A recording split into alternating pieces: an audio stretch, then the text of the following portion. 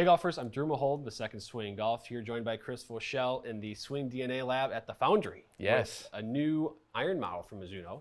So Chris, talk to me about this one. We're adding to the Signature Series with Mizuno. This is the Mizuno Pro S-1. It looks very classic. Yes. It reminds me a lot of the sort of the past, the historical models of Mizuno irons.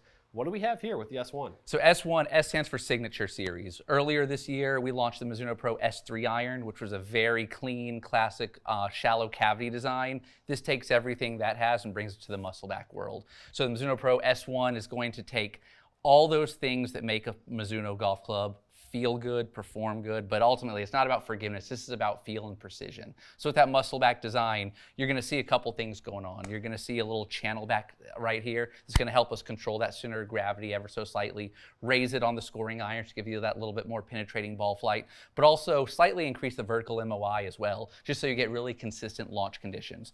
All that in a package that's extremely thin, extremely small, and feels like nothing you've ever hit before. And one thing I wanted to just mention too briefly that I noticed is different from the S3 is actually the sole design. So talk to me about what went into that versus kind of that triple cut of the S3. Yeah, so with this and with the whole Signature family, this is all about tour feedback. So we took a lot of different versions of that sole out there. With the S3, we had a triple cut sole with that blunted leading edge and that trailing edge that kind of drops off.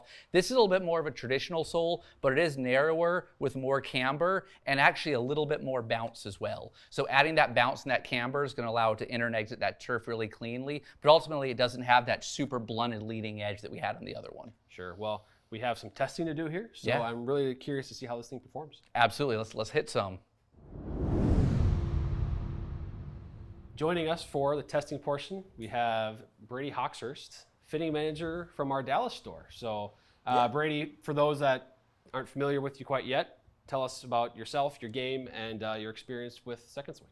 Yeah, I joined Second Swing last March as a fitting manager in Dallas, and I've just actually been kind of moved over top of the PGA Coaching Center as well, so I oversee our fitting bay at the new PGA National Resort.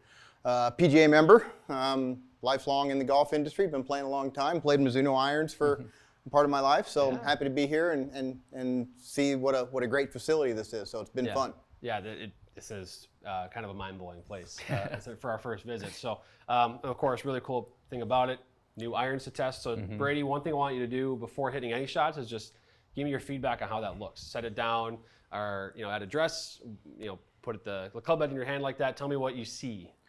First thing I see is the finish. That's what stands out to me. I like more of the brushed satin or the kind of the dull finish, not quite the tour chrome that's bright and can sometimes be a little blinding. So I like that finish. I think it makes it look very distinct. It's a very clean looking iron. It just looks like an iron that I want to play, to be honest with you. Set it down at address. It looks like a blade. I'm not really a blade player anymore, but if you are a blade player, I think it's got all the traditional look that you're really going to like. Sure. It reminds me of Mizuno irons that I've played in the past, which is why they've had such a great following, because better players like the look of their golf club. They've had a home run look there. In my opinion, over the years, their clubs haven't changed in shape too much, and so this looks like a Mizuno. Yeah. Well, we'll see if it feels like a Mizuno. Exactly, right? Oh, wow.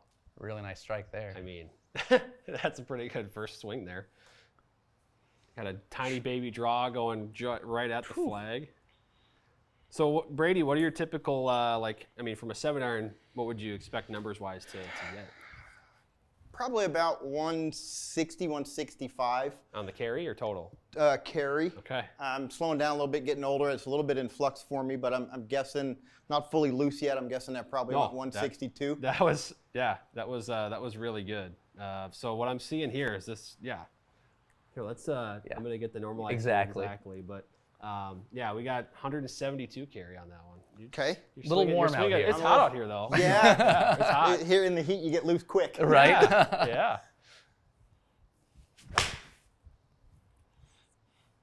First one might have been beginner's luck. Well, so now you've got two swings in. Talk to me about the feel. You got one that you thought was, one was a Yeah, almost a perfect golf Right. the first one I flushed. Yeah. And it felt exactly how I expected it to feel. I know exactly where I hit it in the face. Yep. Could tell that it came right out of the center.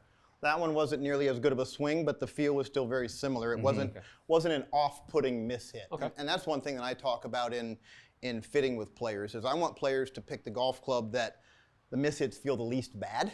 All miss-hits are going to feel a little off. I didn't dislike that. Yeah, the shot didn't go where I wanted it to go, but it felt good still. Yeah. Well, and one of the things we always emphasize is we want the player to get as much feedback as possible. So the fact that you missed that, you can tell that you missed that. Yes. There's a lot of golf clubs right now where it feels like regardless of impact location, you can't quite tell what happened. 100%. So with that, with the Mizuno Pro Signature Series in particular, this is for that player who wants that control, wants that feel, and wants that feedback. So you're right, that miss was a little bit off center, but from there you want to be able to get that feedback. So our grain flow forging process, that 1025E pure slate mild carbon steel, all those things are going to deliver a lot of feel. Another good reminiscent solid of the strike first one. there. Yeah. Little tug, but not bad. I can also tell too. I mean, we're in an environment that should kind of produce a lot of sound, right? Right. Because it's we've got all these walls around us, but there's actually not a lot of audio feedback there. It's pretty muted, which is kind of how that iron should be when it's a forged muscle back. But Not only that, with the copper underlay as well, something we've been doing with that Signature Series as well. That copper underlay essentially more or less turns the volume down a little bit. So you still get the same sound frequency, the same sound character, but it gives a little bit more of a muted, softer feel to it. It's very smooth. I mean, I hit and test a lot of golf clubs. I'm not sure I've hit anything in a while that's felt this good. That's awesome. And even on the miss hit, it didn't hurt, right? Right. It's not something that's like, and I knew it wasn't good, but it wasn't bad. Right.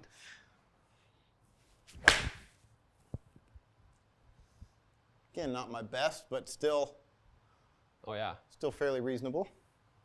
What I also like is the consistency of the ball flight right now too. It's hitting. I think I haven't seen all the numbers, but it seems like the peak height and the launch window. They've all looked similar. The exact same. Whether it's that right on line with the baby draw, or maybe that one was a slight cut. It seems like the height is all the same. Well, and to that point, we talked about moving that center of gravity a little bit higher, increasing that vertical MOI. The spin dispersion, even though some have been straight and some have been left out a little bit to the right, they're all within a couple hundred RPM of each other. So you're not seeing those dramatic differences, which is why that peak height is staying pretty consistent. Yeah, those the landing angles, are all between 50.3 and 52.7. So it's all coming down at pretty much the same angle. Yeah. Those are going to stop plenty quick. Oh yeah. Absolutely. Yeah. There's one a little in the neck, but still the peak height was pretty similar. Yeah, it really was. Yeah, it looks like it was the same. Yeah, you can see the ball speed came down just a hair, but again, that'll happen on that kind of miss. So yeah, even that one still went over 100 feet. Yeah. In the air. Yeah. The other ones I think you got up to like 115 on a shot, but it's sticking around in that same window there. And the Spin rate 61. Yeah, landing angle was 49.5. Yeah, right This there. feels like a more forgiving blade than I remember blades feeling in the past. Well, and Why is that? It's funny you say that. Obviously the head size is going to make a lot of people nervous about this golf club. Sure, and I feel less nervous about this than many blades. It looks, it's not too small. Well, and that's where that channel back design, even though it's incremental, it's a little bit of weight movement that we're able to do. We're able to make it very precisely controlled in terms of what that MOI is going to be, even though that blade is small. Just because a club is small doesn't mean it has to be not forgiving. You want it to be as consistent as possible. So with that, we obviously wanted to dial as much control in that as possible, while still giving the ability to be able to manipulate the ball. So one thing I love about it is on these swings, even though the dispersion's been a little bit, the miss hits have been there, you haven't seen a massive dispersion. Oh, no. Yet you could still, if you wanted to, you could still knock one down with this or hit a lot of different shots with it. Let's try that. Yeah, absolutely. That's kind of the ultimate judge of a blade is can you hit that knockdown, right? You can hit a different than a stock shot if you want Right. to. Oh. Love that. That's Kind of driving one down through the wind, maybe. Yeah, I love that. That was solid. That was cool. It's cool to watch someone just call their shot and then hit the exact thing. That they're Absolutely. trying to I mean, you just look at. So what was the height on that one? Right, noticeably lower. Yep, 83 feet. the landing angle down to 44. Your launch angle was routinely right in that 19 to 20 range.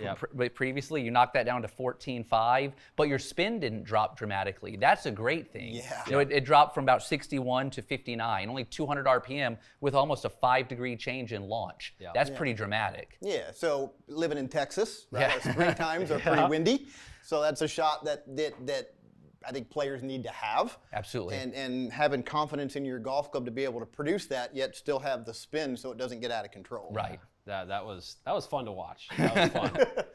Let's see one more here. I don't know if you're gonna call your shot again. But What do you want me to do?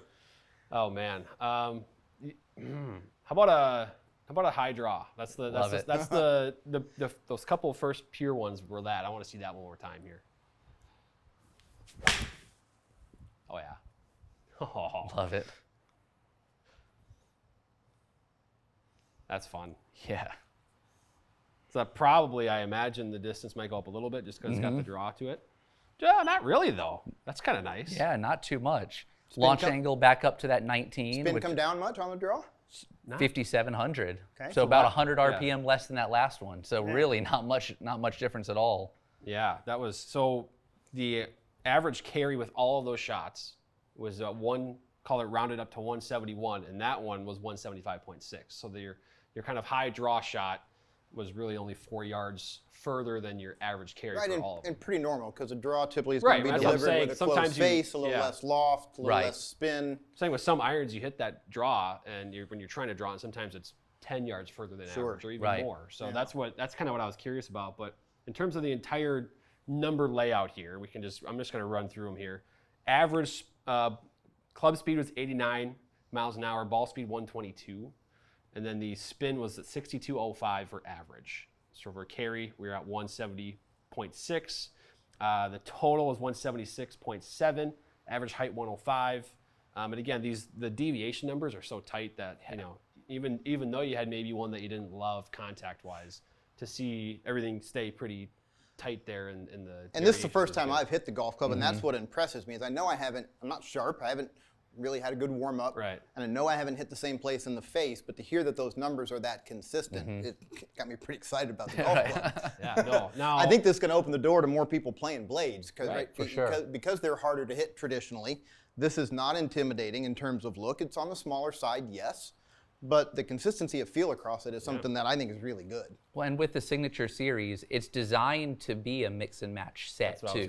So that's one thing that I love about it is if you can control that in the 7-iron, 8-iron, 9-iron pitch, that's great because it gives you all that control, the ability to manipulate the height and everything. But then if you do get a little intimidated when you get into those longer irons, the S-3 family fits right in there perfect, where you can get a little bit more forgiveness, a little bit more height, a little bit more control with those. Yeah.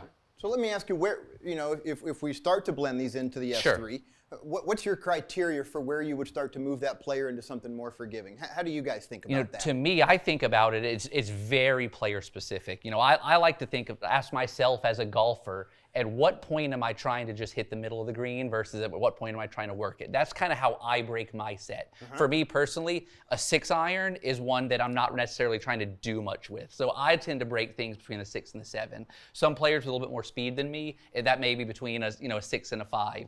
Ultimately, I think it's all going to come down to what are you trying to do as a player. Yeah, because there's ways to do that numerically or by the data. Yeah. But then also it is a little bit of what the player wants too. Yeah. Maybe they're looking for something totally different with their 6-iron. Maybe they're looking for that to be blended smoothly.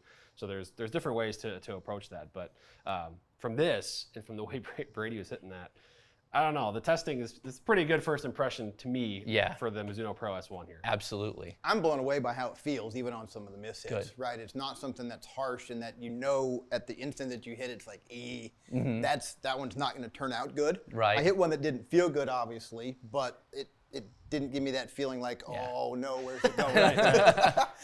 Well, that's the thing on the dispersion. You couldn't even pick that one out probably. Right. You couldn't say, oh, that's for sure the mishit. Yeah. Right.